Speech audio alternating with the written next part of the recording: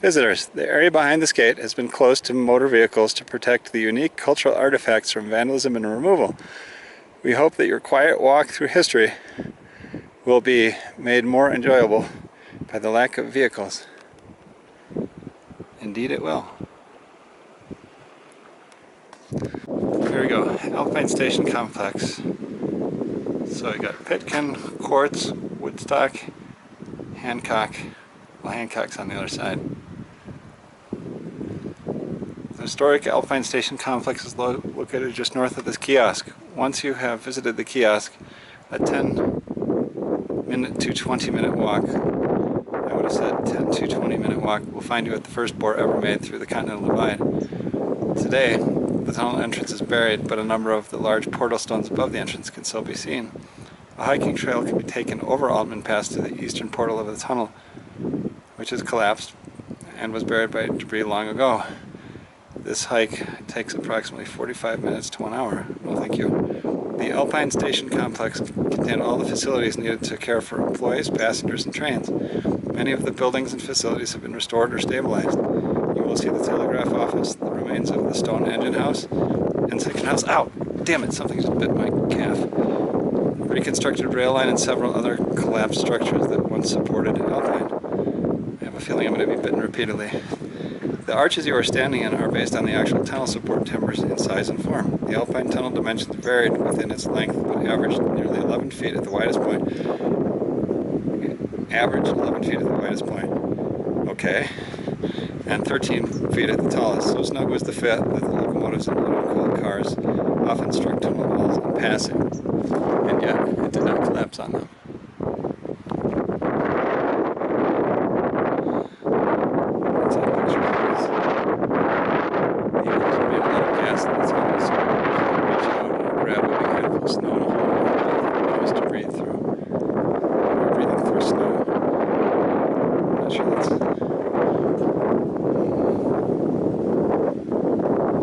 Take pictures of this. Stills. Denver to Gunnison.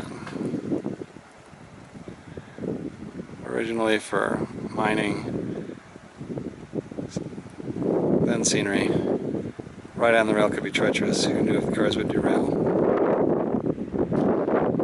Flatlanders, we call them. Usually it took only one trip from the West Portal down to Palisades to Woodstock Loop to cure them of mountain railroading.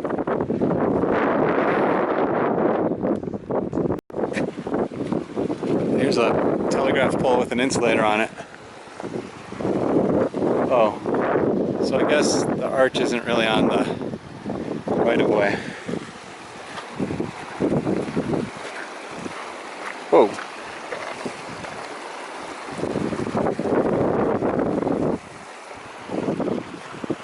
Up there are the structures. The ground here is very soft. The smell is very nice though. Sort of like flowers. I think the things to my right are pussy willows. This appears to be the old engine house. And there are some other structures there that I will explore diligently. The sign says tool shed 1900. Right next to the engine house. It appears that the engine house had a train-sized opening in it, of course.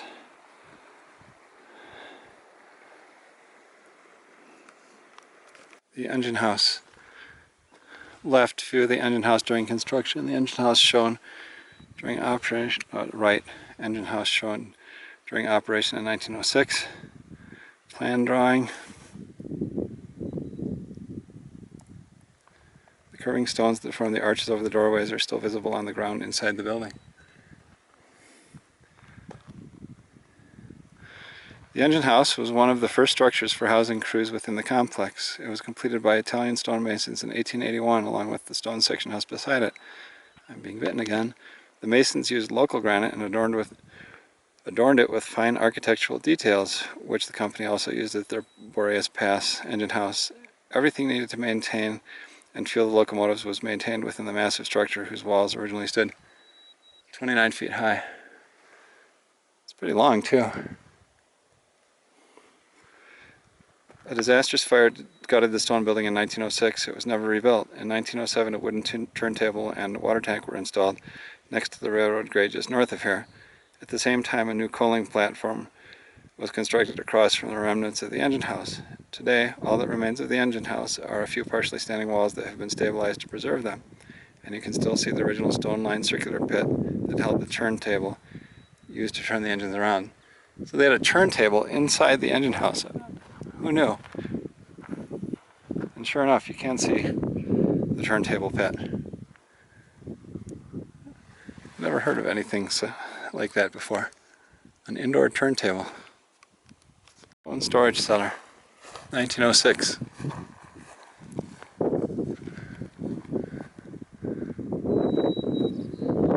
So there's a sign on the outhouse over there. I imagine it says, although this looks like an outhouse, it's not an outhouse for you. Boarding house. High altitude hospitality. Outhouse, 1906. Whoa. That bird startled the crap out of me. Good thing I'm right by an outhouse. This is not a functioning outhouse. Restrooms are located at the Pitkin campground. No problem.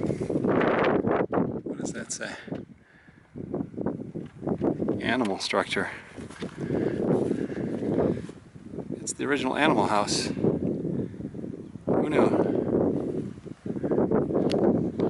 And behind the animal house is the animal pen. 1906. I imagine if you're an animal and you came up here, you became somebody's dinner eventually. Note about the snow.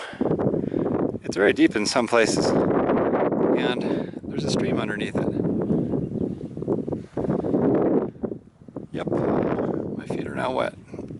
I absolutely love that there's track up here. Whoever carted all this stuff up here and assembled it deserves a trophy of some sort. Thank you for doing this. It's really beautiful. So the door of the telegraph office has been replaced with galvanized steel. I guess that means some a-hole vandalized it. Closed for winter. Rear door is open if you need to warm up. Oh wow, there's pictures and stuff in there. So when does winter end?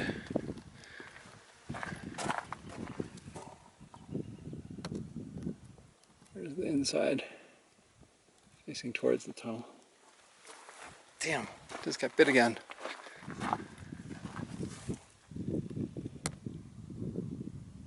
I'll have to look at the video to see what I'm seeing.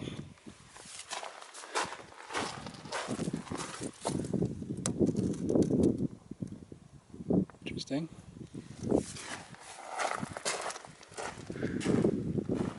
In search of the back door. Some brick. So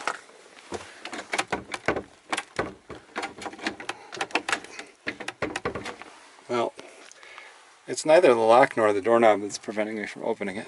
I think the door is just jammed.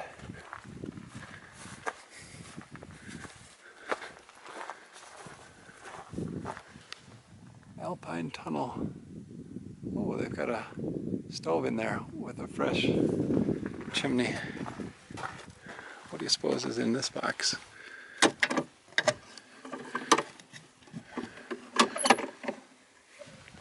Nothing. The hardware is interesting though.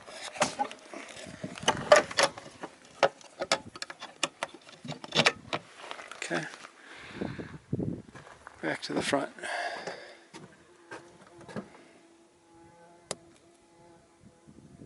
That thing you hear buzzing is planning on biting me, I just know it. Time for some stills. I get out of here soon. It's already 4 o'clock. It's going to take me a couple of hours to get down to the car, and I need to be able to see to get out. Anyhow, the track structure is interesting. Every once in a while there's a little fish plate, but mostly it's just spiked. Interesting joint.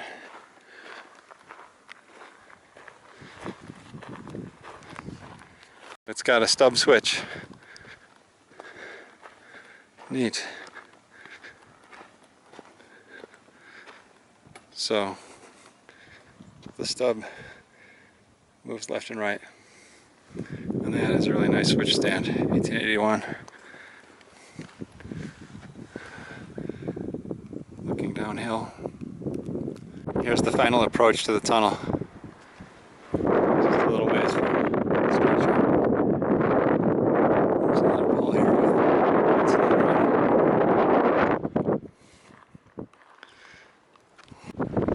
it. How about this? They even dragged a bunch of phone poles up here to construct a simulated telegraph line. 1, 2, 3, 4. There's about 8 poles up here total. The turntable.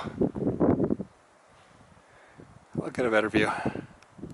Tunnel water tank, 1906. There's the base of it.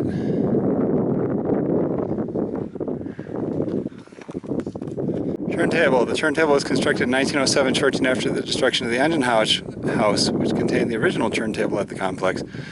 This rotating feature was used rather than the typical Y, a triangular junction of 3 rail lines, to turn the engine around because of the confined space within the tunnel gulch basin. The locomotives were turned 180 degrees solely by manpower on a well-balanced turntable platform, which is now missing. Somebody stole it. Alright, so there's the lead-in. I think it's just one track for this turntable. Of course, it looks like, I don't know what's going on over there.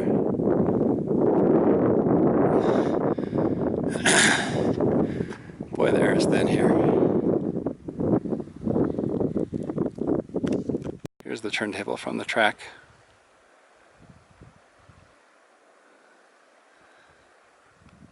Essentially 0 battery left. There's the portal, collapsed portal. I'll get a picture of the sign. Here it is, the portal. There's a marmot running around down there. I think he's found the perfect den. Here's the portal. Looks like there's a couple little openings that you could kind of pry open if you brought a steel bar with you. But I'm out of energy and out of battery, so that won't be happening. No wonder this tunnel wasn't viable. It's tunneled through aquarium gravel. Decayed granite indeed.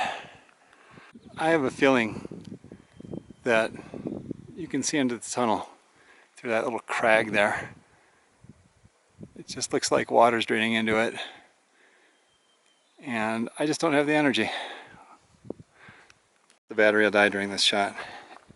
Here's a picture of partially collapsed tunnel. Here's a picture in the 50s. And I've got stills of the signs. There's the locomotive in front of the portal. Nice. Here's a rock. Of course, I would never think of taking that. Here's some tunnel timbers. Interesting. They're all over the place. Alright, time to head back down. It's like 4:15, 4:30. I really gotta hustle. Got a little battery left.